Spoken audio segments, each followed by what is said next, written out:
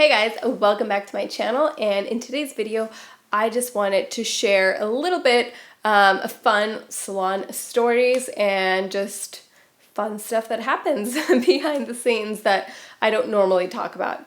So I've definitely toyed with the idea of, kind of giving you some of my juiciest salon stories, or, just kind of what it's like to be a stylist, kind of aside from everything that I talk about, which is normally more technical and more DIY and that kind of stuff. That's normally what I focus more on my channel. And Adam and I have definitely, thought about doing almost like a parody or, something that's just kind of like lighthearted and sort of funny. But I've always kind of held back because I don't ever want it to come off that, I'm mocking clients or anything, like, especially my clients.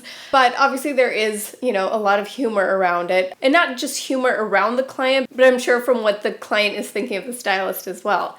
But just to kick off this thing, if this is something you guys are interested in, I definitely love seeing, like salon memes or like videos that are like exaggerating like a salon experience with like a problematic client or like a really annoying stylist, whatever. So I find those really funny. I've figured most of my audience is into hair, whether you're a stylist, a student, or, just someone interested in hair. So I'm just gonna start first of all with the most obvious kind of annoyances, I guess, to us. This has nothing to do with the client, but it is the fact that we are on our feet all day long.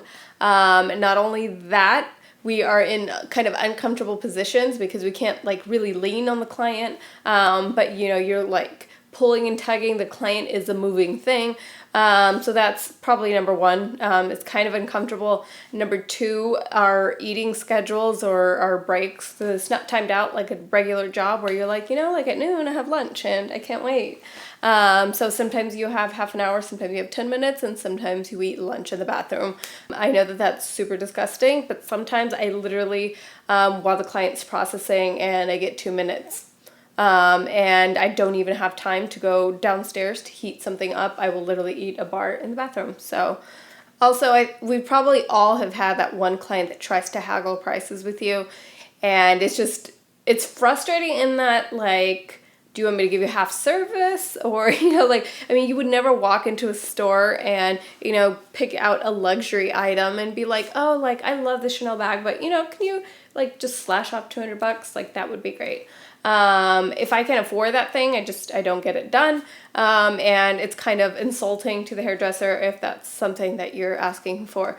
For the most part, if you do say, hey, I'm on a budget, or I want to kind of keep it under this, most likely myself and other hairdressers, we are very happy to give you a discount, but the second that you ask, it's very insulting. But again, most hairdressers have gone through this. The worst one of all is probably having that dissatisfied client. And no matter how amazing of a hairdresser you are, we've all had that client. Luckily, in the time that I've been doing hair, I've probably only have had maybe 2-3 top really dissatisfied clients. And this was something obviously that was discussed through the consultation. It wasn't like I overpromised and, they didn't get that result that they had wanted. But of course, even after you tell someone sometimes like, I can't make you blonde in one day, there's still some people that, will get really annoyed, really dissatisfied, and just disappointed in you. And that's obviously a terrible day. And then this is probably more because I'm a blonde specialist that I get this more, but it is still when the client walks in with jet black, box-dyed hair and bring a picture of gorgeous, beautiful balayaged blonde, and they're like, I want this today. And I feel like one day I would want to record my reaction because I think that sometimes I'm just kind of like, oh, you're joking, right? Or like, haha, like this is funny. How many sessions do you want to sign up for right now? And that's not in any way like making fun of the client. It's just maybe as a hairdresser, maybe because we've been doing this for a little longer, and I just feel like there's so much information out there that I think we just assume that everyone on earth by now kind of knows that you can't do that.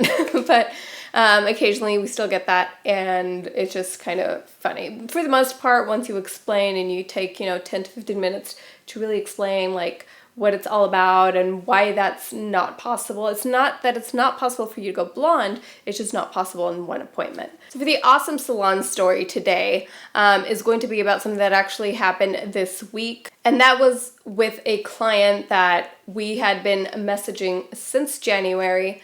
We had gone back and forth maybe 20, 30 messages, which is not normally the case. She just had a lot of questions. She rescheduled her appointment. Back and forth. Anyway, this week was her appointment and it's 5 minutes past her appointment. She's still not there. So we normally give the client, 10 to 15 minutes, if they're late. So I messaged her and she was like, oh, actually, I don't think I'm going to make it. My flight was delayed. Definitely understand airports. I understand delays. I understand how frustrating it is. But when your flight is delayed, you know a couple hours before that you're not going to make it. I mean, it's not like your flight will never get delayed in the air. And even if you have connecting flights and if you miss your connecting flight, you definitely know ahead of time. And again, I know how frustrating it is. She wasn't even positive she was going to make it, but it was like, it's 15 minutes past your appointment. So considering you're not in the city where you're supposed to be yet, you're obviously not going to make it. And my booking assistant just replied, you know what, this is really rude and insensitive to Sylvie's time. Next time, please let us know ahead of time as soon as you knew. And she just got so upset. She just said that she was, going to leave me bad reviews and make sure that none of her friends came to me and that my booking person was being really rude and that she was being really insensitive to her situation and that nobody even asked her how she was doing in the airport and all of these things. So if there is anything that my mom taught me is that other people's time is just as valuable as yours, or if anything, you should see it as even more valuable than yours. And my point for this video is for other hairdressers that are obviously going through similar things. I feel like I was just kind of talk about, the success stories and hey, I make all brunettes blonde and it's great. And it's not just about providing a service, it's everything else that comes before that service. So as a client, and I have to be honest that I really have no complaints. I mean, for as long as I've been doing hair, my clients are all amazing and I really couldn't sit here and complain. Please don't ever take that anything I say on here is that that I am complaining or, poor me. But I think that there needs to be some light shed on this kind of topic and that it is difficult for us as hairdressers. We are running a one-man band and we wear many, many hats in this business. We have to be a business person, we have to be a booking person, you have to be good at color, you have to be good, at bleaching and blonding. You have to be on all the time. You have to be, a really a people person. Not only do you have to get along and, know how to deal with many different personalities, but you also, in one day, you have to get used to different personalities because you're not just hanging out with one person a day. So I guess my public service announcement to anyone watching that, has gotten their hair done in a salon, just be patient with us. We are human after all. And I don't mean give us slack, it's okay if we slack off on a few of these things as long as we give you great hair. I'm not saying that in any way. Obviously, it's all about the whole experience. You should be respected by the stylist, absolutely. Even on the same booking line, we get, even though we have said, I say it on, Instagram that this line is for appointments only, we still get so many questions on that phone number. And again, it's my booking person's not a hairdresser and she has to reply I'm sorry, I'm not a hairdresser, please refer all questions to YouTube or the Ellebangs Facebook page. So many people get upset with that and it's just I'm just one person and I promise I that's why I started making videos, was to kind of share my knowledge with a grander group of people and just make that easier on me because, again, I'm just one person and I would love to connect with each and every one and answer every single one of your guys' questions, but sometimes it's just impossible. We've probably all done things like this where we didn't really think it was a big deal or, where you sometimes, it's a lot easier sometimes to think well, my situation's worse or, I have it so much worse than that person.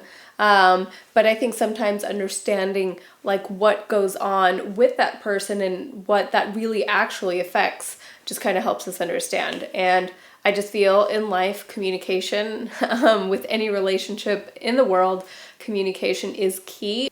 And I honestly feel that a lot of chaos, a lot of problems, a lot of divorces, a lot of everything could be avoided if we kind of, we're just more open, more honest. I guess the moral of this video is, to just treat everyone with respect and treat everyone's time with as much respect as you would want your time treated. So yeah, like I said, this is just a little intro, kind of testing this out, seeing if you guys like this kind of thing. If you would like to know more juicy salon kind of stories, let me know. If you guys do think that this is disrespectful in any way, or if you just would rather see hair tutorials, that's okay too.